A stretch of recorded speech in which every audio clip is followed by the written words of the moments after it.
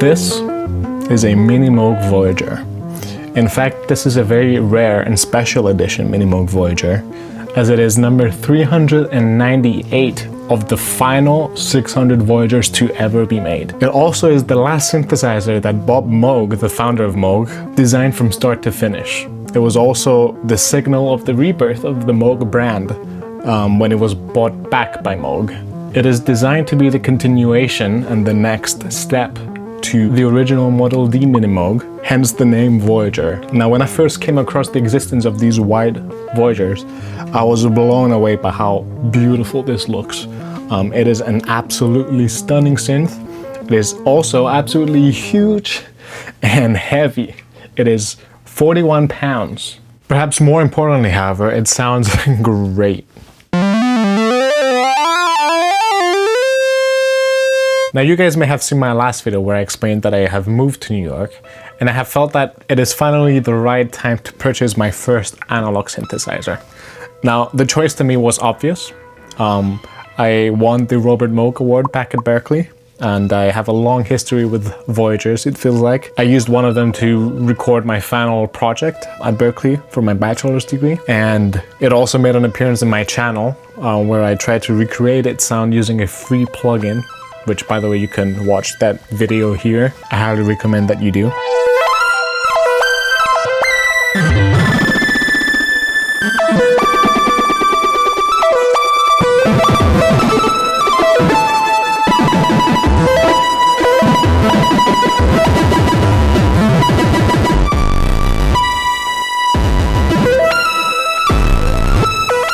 Now, finding this synth was an absolute struggle.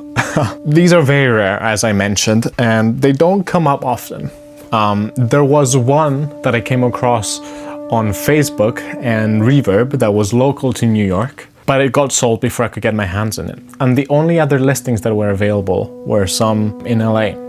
But I was lucky enough for the seller here in New York to change his mind, because he realized it would have been impossible to ship this at a reasonable cost due to his size and weight. I got in touch and I went and picked it up. It was a pretty big adventure, heading downtown and wheeling it down Manhattan and bringing it back here through the subway. Now, this being a special edition, it came with a really cool booklet, and it shows that this is number 398 of 600. And in the booklet, there are all the signatures of everyone who hand built this Moog. This is super cool, and it just encapsulates how special this Moog is.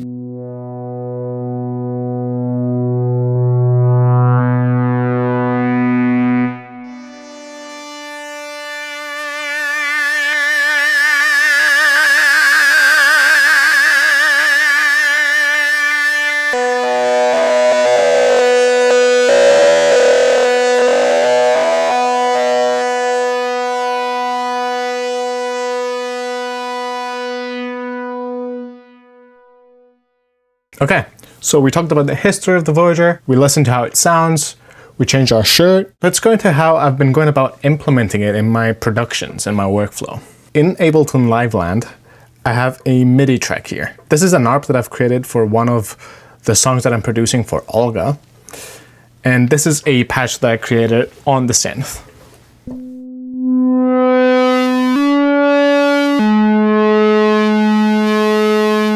Now, the way that I've had it set up is with 5-pin DIN MIDI cables connected to a MIDI interface, which is plugged into my laptop with USB. I am able to communicate from and to the Voyager with Live. I have the Voyager connected to DIN 4, and so I make sure that in Ableton Live, if I go to MIDI and go all the way down to MIOXM, which is my MIDI interface, DIN 4, I have everything enabled here, both in and out. So I'm able to send this MIDI information to the DIN 4. So everything on this track goes to the Voyager. So if I hit play, we're gonna hear this cool ARP sound.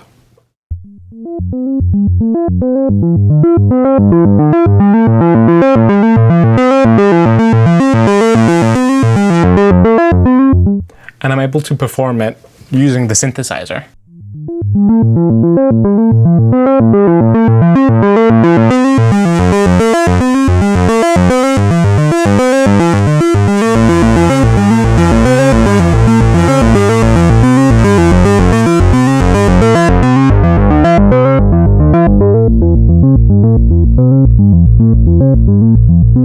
Now, I could create an audio track and return the Voyager back into Ableton Live, but I'm not doing that. Instead, what I'm doing is through Ableton Link, which is up here, and I click Link, I can connect Ableton Live with Pro Tools.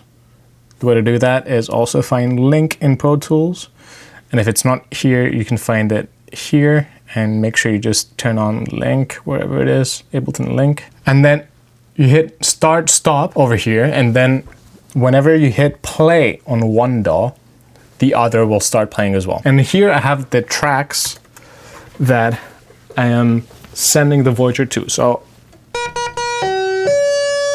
have the Voyager coming in this track. Now what these other two tracks are is some UAD sends that I can record. So if I unmute my reverb and delay, I get this.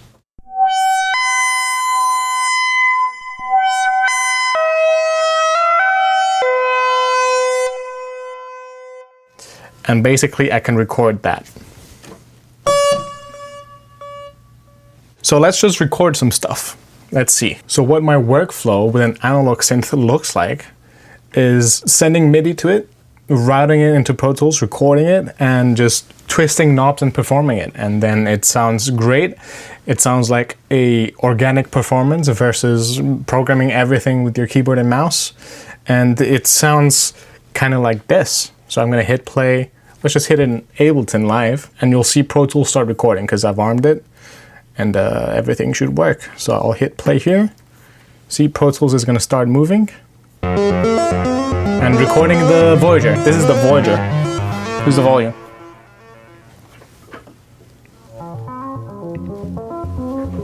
So let's make some music.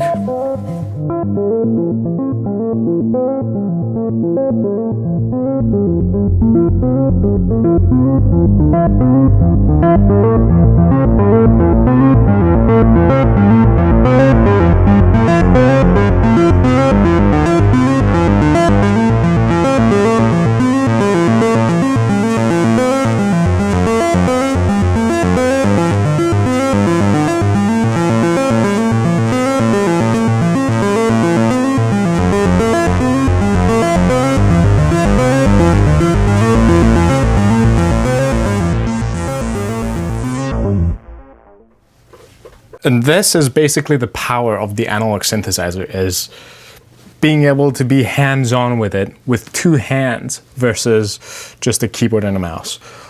Of course, you can have your software synth and map everything to MIDI and play with it that way, which is a very fun way to go about things, and honestly, you should. But it just sounds so good using the Voyager and having an actual analog synth here. And you can do that with the Voyager. You can use this as the world's most expensive MIDI controller and control Serum with it, for example. So let's bounce this, let's import this into Ableton Live, and we'll just keep going. Now we're back in Ableton Live land. I've went ahead and imported what we just recorded in Pro Tools. So this is the MIDI that we sent into the Voyager, and then this is the file. This is the audio file that we just recorded.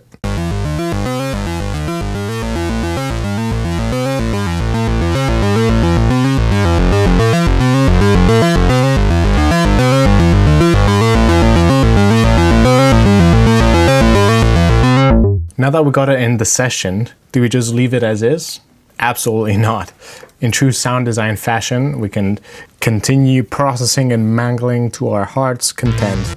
And I wanted to show you guys some cool plugins that I've been using lately, just because I feel like they are so vibey that they complement the vibe of analog synthesizers so well. This is the Equal Temperament Reverberation System plugin, that's a mouthful, from Audioscape. Now this is an actual hardware spring reverb that you can buy from Audioscape, but they've created their plugin version of it, and here's how it sounds.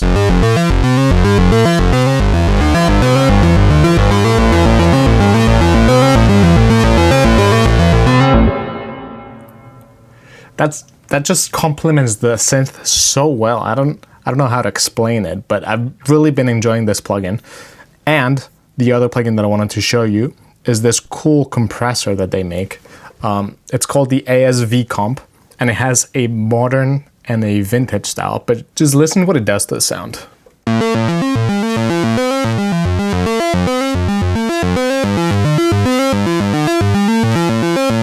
then with the reverb.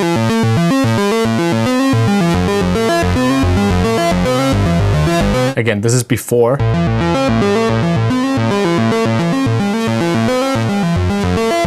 And with.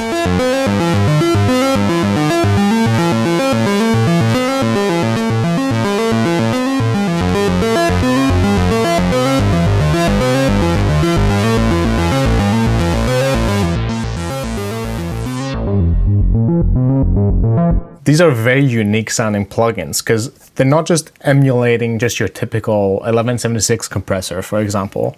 These are real hardware boutique sort of gear, and they have a very specific and gnarly sound to them that I really enjoy using alongside something as gnarly as the Voyager, for example, to give that extra oomph. So you can check these plugins out in the affiliate link down below. Helps the channel out. They also have a bunch of hardware units that sound also amazing. We've been using them in Andrew Master's studio quite a bit. And full disclosure here, they gave me these plugins for free to try them out, but I really am loving the way that they're sounding right now.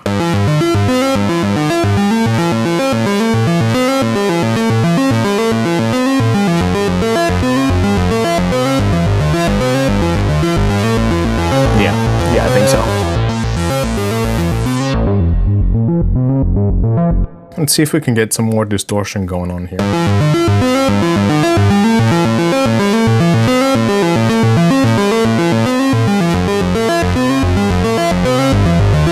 Oh, yeah.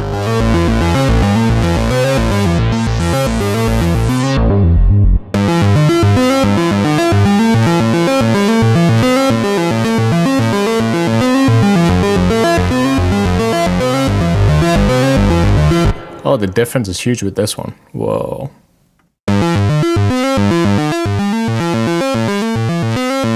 My God, it just thickens it up so much. That sounds great.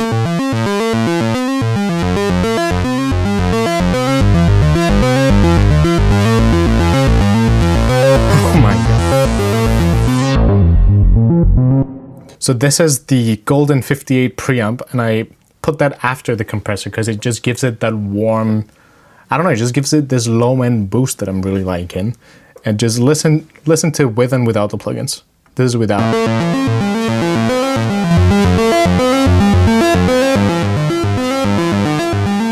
This is with.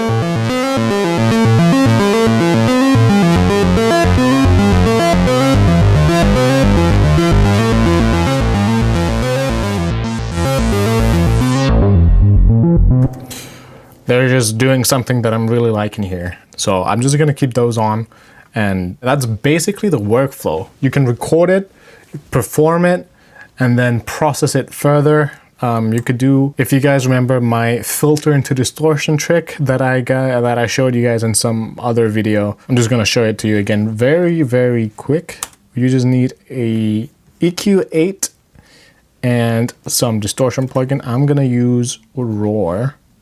So what we want to do is increase the distortion a little bit. And then we're gonna create a group with these two plugins or devices. And we're gonna map the frequency and the gain to two knobs here.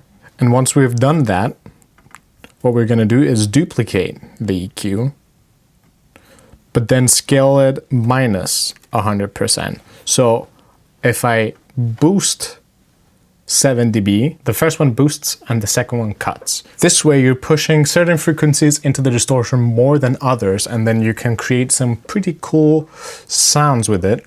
And then obviously you take it back. This is without it.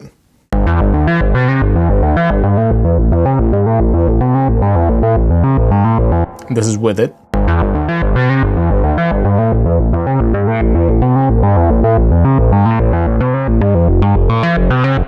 And obviously you can play around with the distortion as well. So for example, you can change the shape into a tube preamp and then increase the amount a little bit.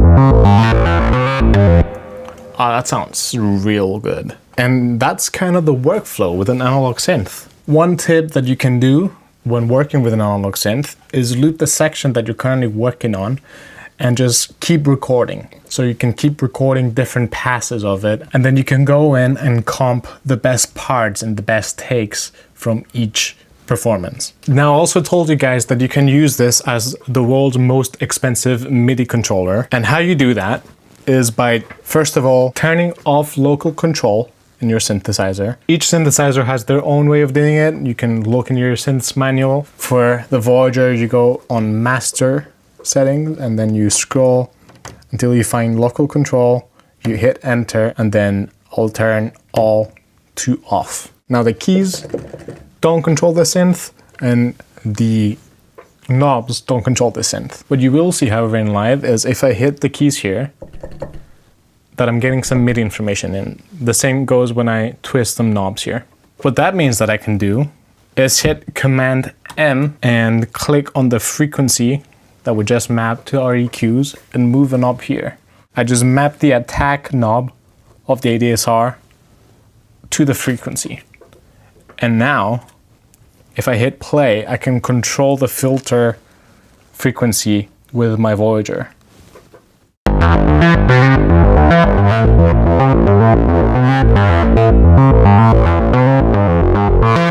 Now to make this make more sense, what I'm going to do is also map the gain to this one.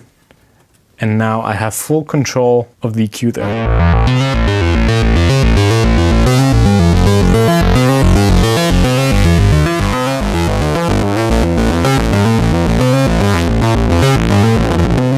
I'm a firm believer that the more performative music is, the more you grab knobs, you twist them, and the more human elements you pour in your music, the better it sounds. Honestly, the better it feels. Because I could just put Serum on there and play the MIDI and then automate using my mouse and keyboard and click points and make perfect linear lines and all that, but it doesn't have the same depth. And this is the benefit with being hands-on. I feel like there's a lot of talk about analog versus digital and what sounds better and what doesn't and all that. I'm not even gonna get in that conversation. But what I am gonna say is that being hands-on is much better than click and point. For me, the same goes with mixing. I much prefer having faders and move faders around and twist pan knobs instead of clicking and playing Tetris with my mouse. Now, I promise you guys that I was gonna control Serum with the Voyager, because I just find it pretty funny that I'm able to do that. So let's just pull up Serum 2 over here. And here's the important part. The Voyager is a monophonic synth, meaning that you can only play one note at a time. Obviously you have 3 oscillators, you can tune them differently. So using one note, you can produce multiple pitches. But fundamentally, it's a monophonic synth. You can only play one note at a time. That's not a limitation of MIDI though. So what that means is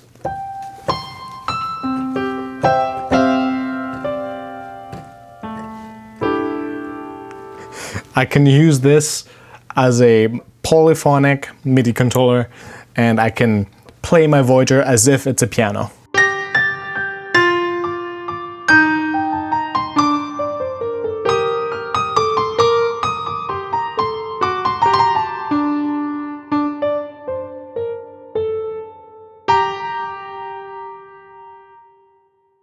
Absolute pianist right there. What makes this the perfect MIDI controller, however, is the ability to do things like aftertouch. Like for example, what I can do is go to the matrix here and map aftertouch to, let's say, the filter frequency. And now if I hit a note and then I dig into it, I can do stuff like that.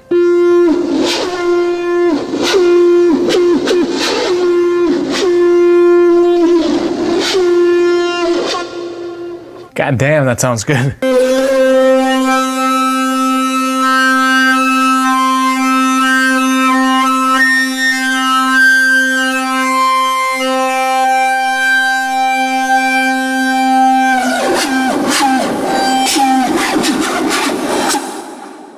Hope you guys enjoyed this video. Check out the Audioscape plugins in the description below. I'm pretty sure that they have a sale going on right now. Yeah, they've got a pretty huge sale going on right now. This is like 50%, and then this is 79 instead of 150, which is a great deal. I highly recommend the Reverb plugin. It sounds amazing. And it seems like you can get all of them for $205, which is great. So like and subscribe.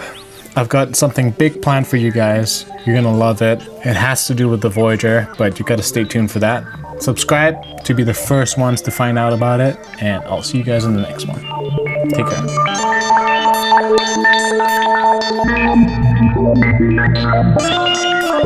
care.